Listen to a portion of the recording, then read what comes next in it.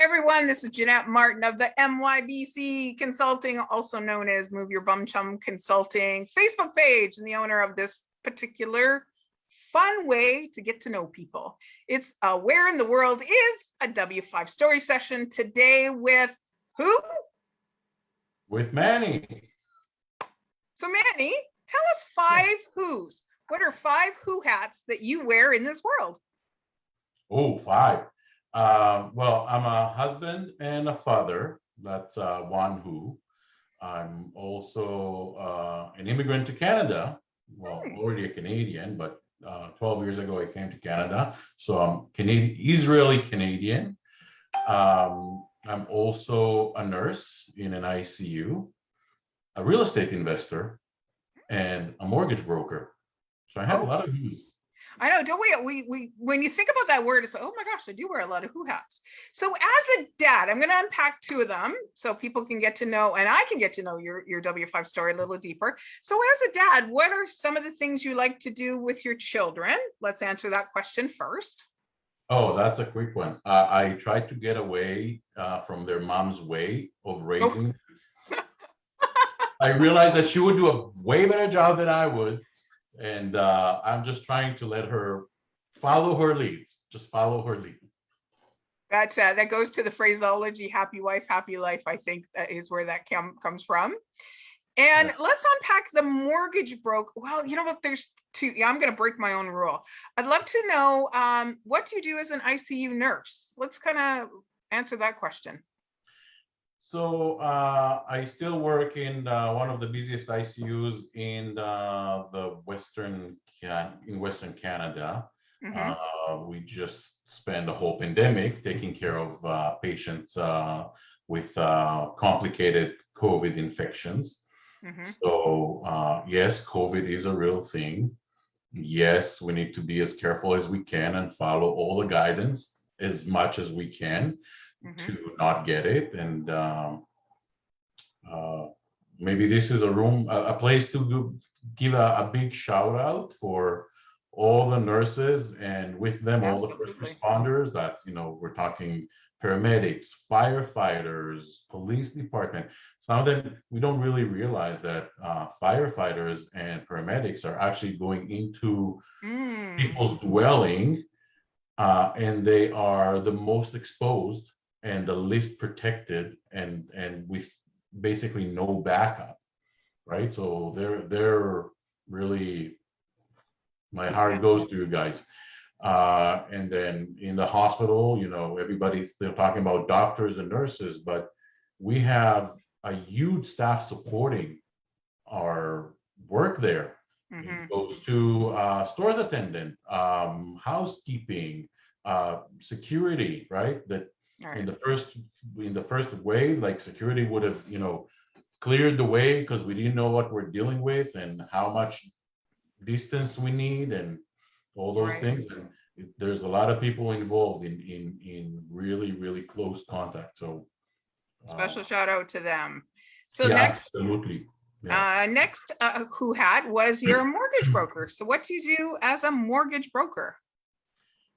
So as a mortgage broker, I really hope that none of my lender partners are tuning in to this because they're not going to give all your secrets, Manny. Yeah, no, they're not going to like this answer, but I really believe that my job is to keep the most amount of money in my clients' pockets. Really, that's what I think. That's what I tell myself that I'm doing. That's why I feel so good about doing what I'm doing, because it's not only that it's the biggest purchase that people ever do. It's not only that it's the longest commitment that people ever take.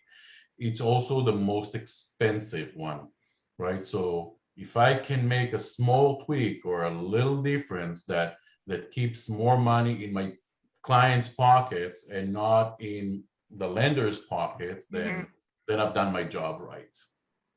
So where can you help people in the world being a mortgage broker? Where's your area that you serve? So I'm actually always a little bit jealous of you, Jeanette, because your business is really global. Like you can do what you do for anybody, anywhere and you do it well. And I saw your group that is connected to the States. And unfortunately, my world is a little bit more limited. The limitation is basically Canada wide. Well, So we're a pretty big country, my we friend. are we are a pretty big country. I do like to concentrate on BC Okay. files and clients because I know this market best because I live here and I know all the little nuances. Right. I'm licensed in other provinces as well. I don't really like doing it because I can't go and have a coffee with my client. I can't go to give my client the keys with the realtor that we try to do. We're not always lined up, but we really try to do that. I can't shake my client's hand. So it's a little bit of a dings the happiness a little bit. But we do Canada wide. Okay. And sometimes it's a province that I'm not personally licensed in, but then we have a youth support group. I'm part of Mortgage Architects. That's the fastest growing network now in Canada. And Mortgage Architects itself is part of the DLC group of companies, and everybody would know Dominion Lending. So they kind of bought us, and they bought another brokerage. So think about Dominion Lending or DLC, the DLC group of companies all together are doing probably shy of $50 billion a year in mortgages, which is more than any bank does by its own. So the sheer volume of that brings with it super technology, a lot of investment in client safety and security. Like for instance, data security, we have end-to-end encrypted portals. A lot of investment goes into that just to keep the client's information safe. And then we have central underwriting unit, so I can actually reach any lender anywhere in any province. So it really gives us a big range of possibilities to help our clients. Perfect, because I think I'm approaching 2,000 followers on the MyBC Consulting Facebook page. So in under a minute, when did you decide to get into being a mortgage broker? Before we get into your why. Yeah, it's funny. I've been doing this for just over 2 years now, since I kind of started dabbling in mortgage broking. It was just a fluke. Well, there you go. I came to Canada as a nurse, and when I had to move, and I discovered how hard it is for people to get the down payment, and it freaked me out. I'm just going to admit my fears. It freaked me out because then I thought I have 3 boys that I have to help and take care of. How are they going to ever pay rent and save for a down payment, which is just almost impossible. You need help to do that.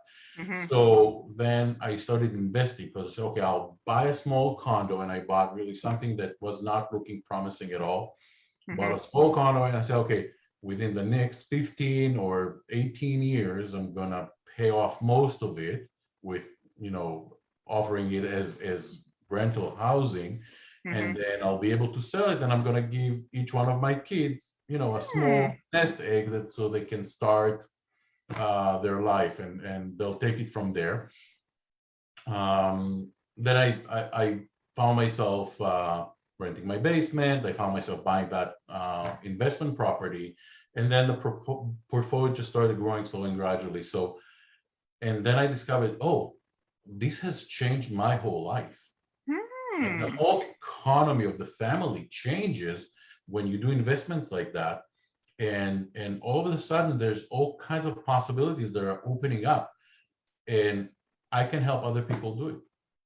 That's cool. That's really cool. So realizing that I'm almost 50 and I won't be able to retire from the bedside as a nurse because I'm getting older. My body tells me that, right? The night shifts, they're not easy to do at my age. The support that we have in the hospital is diminishing. The requirements are increasing. The patients are becoming sicker, heavier. So okay, I can do it now. I've done it for 25 years. I need to start thinking about what's going to be my job before I retire, or maybe into retirement, because as an immigrant, came to Canada late, so my pension is expected to be quite small. So, and that leads into the why, right? Yeah, Like planning for the future. yeah.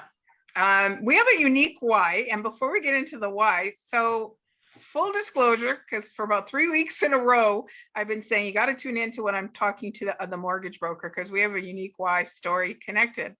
So how I know Manny is where Manny is sitting right now used to be my inspiration room.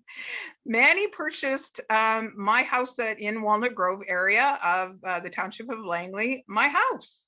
And I knew Manny from being a nurse, because when he and his wife came to look at the house with their real estate agent and toured my home, and his son fell in love with one of the bedrooms. And that was one of the key factors of him raising his family in that home.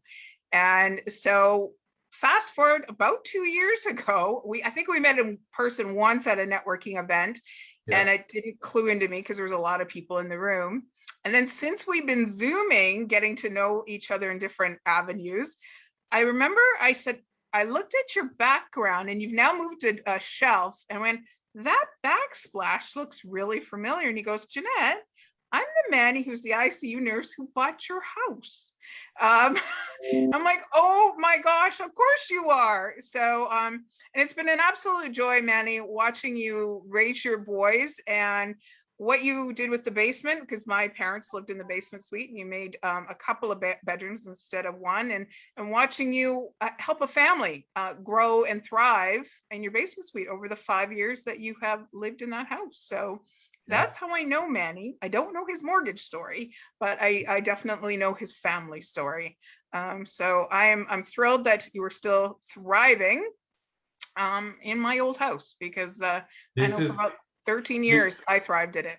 Yeah, and you know, I told you that before, and this is a good place to say that again. I remember when we bought this house, Jeanette told us how she went to every room and blessed the room, right? And did little hearts, right, on in the entrance. And we have been blessed. This house has been a blessing for us. We're so happy here. We're doing all kinds of upgrades now, because we're not ever leaving this house. And Idan, he fell in love in that windowsill that, you know, we can sit and read there. And I saw your inspiration room, and I said, okay, this is my office, because I always knew I'm going to be some sort of an entrepreneur. Maybe it's a complex. Maybe I just needed to be. Maybe I needed to feel important, so I needed to have my home office even before I had an excuse to have an office. So, but yeah, we absolutely love this house, and the basement it's been a blessing, really. So I'm so glad. And I miss the front porch, because on cool days or rainy days, it was an absolute perfect place to curl up and watch the world go by on that porch, because I'm from London, Ontario originally, and porches were an important part of our growing up, because it could be really, really hot outside or humid outside, but you could still sit on your porch and connect with neighbors along the way. So, wow. Manny, let's just wrap up we'll leave this for you to say, what is your why in life again? Just recap, what's your why in life? In life, well, it's kind of, it's given, you have to do something with it. But you know, I'm really happy that I get to connect with people, and I get to help people. And this is something I stole from you. Like, I stole from you to the point where I've updated my program to include that in my process, which is the lift model. And really coming to every interaction with the notion of lifting and helping people. And I'm proud to say, you know, there's a contractor here in Langley that his business is thriving because I'm busy lifting him, and I helped him in a few points that were a bit more difficult, and helped him through that. There's a mechanic shop that opened in Port Coquitlam. The guy's been doing mechanic shop work out of his garage for roughly 10 years, and terrified.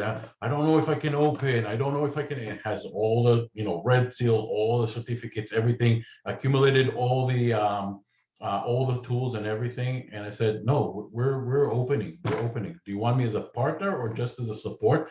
I will put money on you. And he didn't want me as a partner, which I'm very, very sorry because he's doing very well now, as I knew he would. But I lined up the realtor to find him the right place. I helped him sort his finances. I lined up backup loans in case he's going to need to default on them or default back and need them. And just that confidence help him launch. He didn't need any of my help, none of it. I have money lined up for him. He didn't need it at all because he's so good at what he does, and he had apparently such a big following that he himself didn't realize, right? So now, first month he's done well, in second month he's doubled, third month he's doubled that, and he's, I think, 5 to 6 months into it right now. I'm still waiting for the call of Manny, I need help, and that call never came. He just needed that safety net, just that confidence. And I'm happy I could have been there to do it for him. Wow, that's spectacular. Let's lift him up together by you saying the name of his company. And then does he have a Facebook page? Because afterwards we can put into the comments. Or a website or something like that Manny will put into the comments, maybe the guy's address and the name of his company. Yeah, he has, I'll put something. I have, Perfect. I think he has a Facebook page, or I'll put all his contact information. Perfect. His name is Emmanuel from Ingenious Automotive in Port Coquitlam. Such a hard worker, such an honest guy. Like, if you need a mechanic, hands down, that's a guy to go to. And a business to support. He's great. That is the perfect place to leave this. It ran a little long, but when you're in the flow of learning somebody's W5 story, I think if we close it off too soon, we forget a chapter on how we can help somebody. And that's what we did today, Manny. We're able to help a chapter of a business with a lifting up. And I thank you for sharing your story with me today. And I love the room that you're in. It provided me with great inspiration for me to continue on building my business out here as well. So thank you so much once again. Thank you so much to you, Jeanette, for the opportunity to come and share my story. Learn more about Manny. He'll put it in the comments. Bye-bye, everybody.